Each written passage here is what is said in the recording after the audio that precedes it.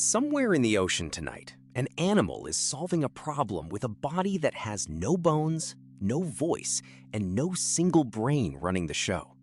Most of us picture intelligence as something that happens quietly behind a face, inside a skull. But the more closely biologists look at the animal world, the stranger and older that story turns out to be. So before we go any further, we should be honest about the word we keep using: smart. It is a word we borrowed from classrooms, from tests and report cards and right answers, and it fits animals badly. No crow has ever sat an exam. No dolphin has ever been graded. Judging them by our standards tells us almost nothing true. Here is a better way to hold it. Intelligence for a wild animal means solving a real problem that the world has just handed you. Food locked inside something hard, a predator closing in, a rival who remembers your last mistake. Somewhere in the blue dark of a reef, folded into a crevice barely wider than a coin, sits an animal that will quietly overturn most of what you assume a mind needs to look like. Roughly 2/3 of an octopus's neurons are not in its central brain at all. They live out in the arms, spread along their length in dense clusters of nerve cells. The arms are not cables carrying orders from headquarters. They are, to a real and measurable degree, doing their own processing, right there in the limb itself. It can gather information, judge, and act on that judgment locally, without waiting for the central brain to weigh in. A severed arm will still reach for and grasp food. Give an octopus a screw-top jar with a crab sealed inside, and watch what happens next. It explores, it applies pressure, it tries an approach, discards it, tries another. And then, often, the lid turns, and the octopus has solved a problem no ancestor of its lineage ever faced, invented by a species it met last week.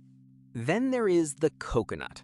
Off Indonesia, researchers filmed veined octopuses digging up discarded coconut shell halves, cleaning them out, and carrying them stacked beneath the body, stilt-walking awkwardly across open sand, hauling their luggage. It is carrying them for later. When danger arrives, it assembles the halves into a closed shelter and hides inside. Doing something costly now for a benefit that does not yet exist is the strict definition of tool use, and this is one of very few documented cases in any invertebrate. Now the disguise, which may be the most beautiful part.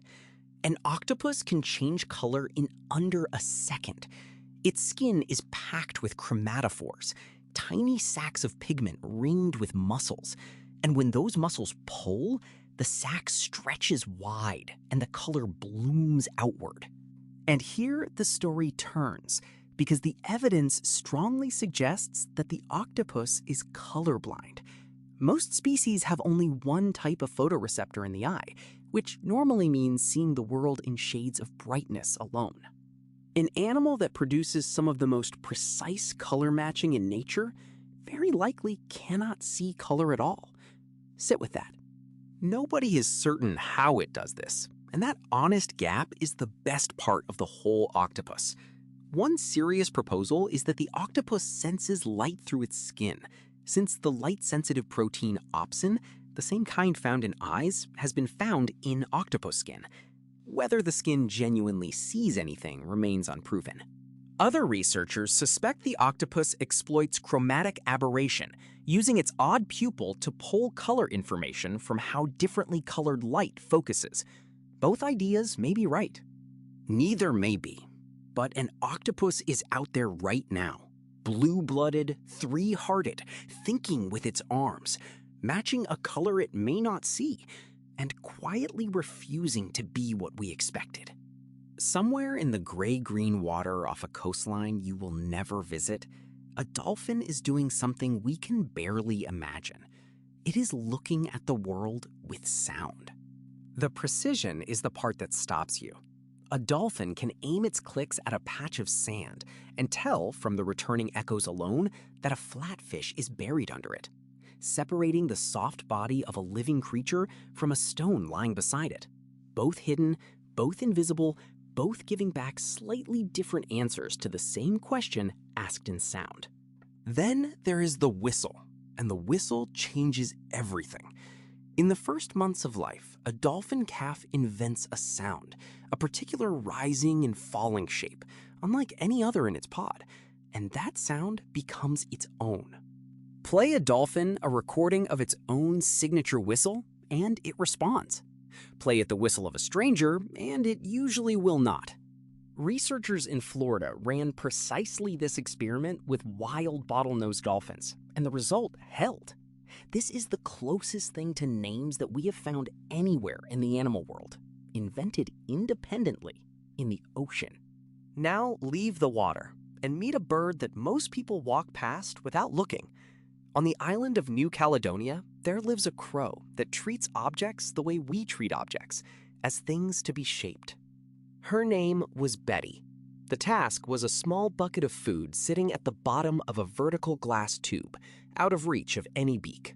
There were 2 wires provided, one already hooked and one perfectly straight, and the hooked one had just been taken away by the other crow in the room, leaving Betty with the useless one. So Betty made her own. She wedged the straight wire against the base of the tube, bent it with her beak into a hook, lowered it in, caught the handle of the bucket, and lifted her food out.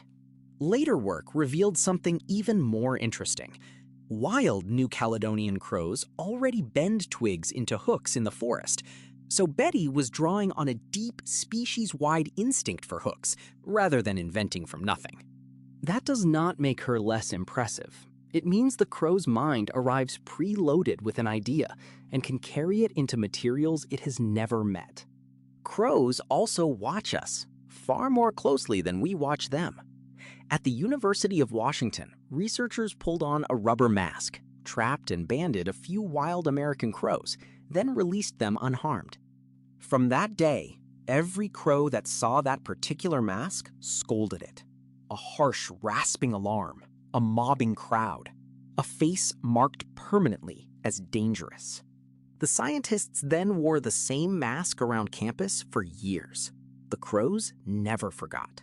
Nearly a decade later, crows were still scolding that face, many of them birds who had never been trapped at all, who had simply been present when older crows raised the alarm and had learned from their neighbors exactly whom to hate. A crow can teach another crow your face. You can be a legend in a population of birds you have never touched. Somewhere in the dry season, when the grass has turned to dust and the riverbeds are only cracked memory, an old elephant lifts her head and begins to walk. She does not hesitate. Behind her, the whole herd follows without question, because she is the matriarch, and she is carrying something none of them have.